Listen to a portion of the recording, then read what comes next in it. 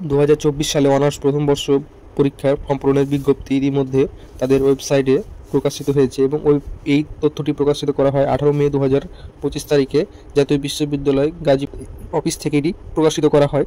এটি ছিল অনেকের প্রশ্ন ছিল হয়তো পরীক্ষা অনেক দেরি হতে পারে বা ফর্ম পূরণ করাচ্ছে না কেন। ইতিমধ্যে তারা তাদের ওয়েবসাইটে এই বিজ্ঞপ্তিটা প্রকাশ করেছে এবং এই বিজ্ঞপ্তিতে তারা সম্পূর্ণ উল্লেখ করে দিয়েছে যে 2023-24 শিক্ষাবর্ষের নিয়মিত ছাত্ররা 20-21-এর শিক্ষার্থী এবং 22-23-এর শিক্ষার্থী অর্থাৎ যারা নতুন অনার্স ফার্স্ট ইয়ার অথবা যারা এক সেমিস্টারে ড্রপ মেরেছে ফার্স্ট ইয়ারে তারাও পরীক্ষা দিতে পারবে এবং পরীক্ষা দেওয়ার জন্য কিছু নির্দিষ্ট পরিমাণ কিছু ফি আছে। এই ফি তাদেরকে জমা দিতে হবে, কিন্তু অবশ্যই সেটা নির্দিষ্ট সময়ের ভিতরে। এবং আবেদনের আমরা শেষ সময়টা দেখিনি যে আবেদন শুরু হবে 20/5/2025 থেকে, অর্থাৎ এই মাসের 20 তারিখ থেকে শুরু করে সামনের মাসের 23 তারিখ পর্যন্ত আবেদন চলবে। এই সময়ের মধ্যে সবাইকে ব্যাংকের মাধ্যমে টাকা জমা দেওয়া লাগবে।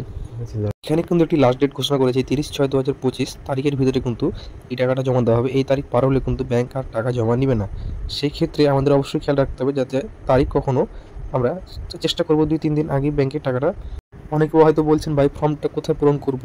এই ফর্মটা আপনার যে নির্দিষ্ট কলেজ আছে নির্দিষ্ট কলেজে গিয়ে ফর্মটা পূরণ করতে হবে এবং এই জন্য আপনার কলেজ একটা ডেট ঘোষণা করবে।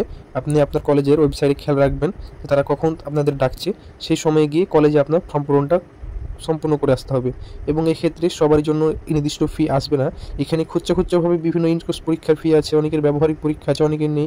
এই সব হিসাব করে একজনের ক্ষেত্রে একটা ফর্ম ফিল আপের ফি আসবে, সেটা কলেজ কর্তৃপক্ষ আপনাকে জানিয়ে দিবে এবং সেই হিসেবে আপনি ফর্ম ফিল আপের টাকাটা জমা করে দেবেন।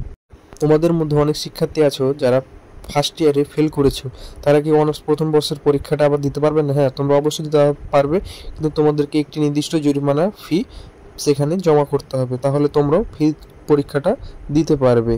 এই ছিল আমার কাছে সর্বশেষ তথ্য এবং আরও আপডেট পেতে আমাদের ইউটিউব চ্যানেলটিকে অবশ্যই সাবস্ক্রাইব করে রাখবেন। ধন্যবাদ।